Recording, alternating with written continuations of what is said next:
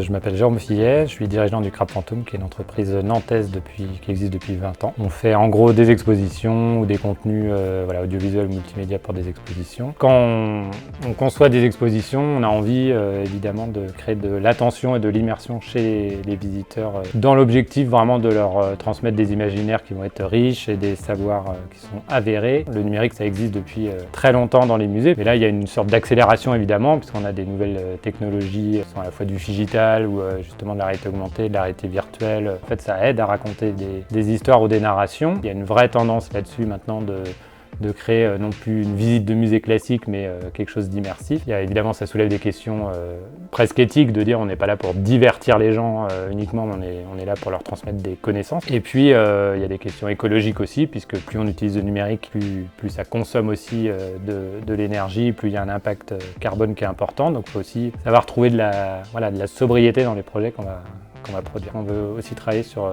l'inclusion de tous les publics. On a besoin d'intégrer tout le monde dans les musées, de transmettre à tout le monde ses connaissances. J'aime raconter des histoires et je pense que tout le monde aime qu'on leur raconte des bonnes histoires, même et peut-être surtout dans un musée ou dans un lieu de patrimoine.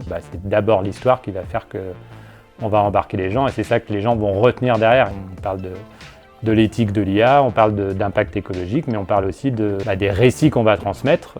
Quelles valeurs ils ont et comment est-ce qu'ils vont créer du commun et comment est-ce qu'ils vont faire évoluer la société dans le bon sens aussi. Et je pense que ce service public, en fait, finalement, globalement, du numérique et des musées, des lieux de patrimoine, il doit porter des récits qui sont fédérateurs, élever un petit peu les visiteurs vers ces récits enrichis et ces valeurs peut-être communes qu'on a envie de partager. On est ravis de participer à la Nantes Digital Week. On invite tout le monde à venir découvrir tous ces événements riches et variés.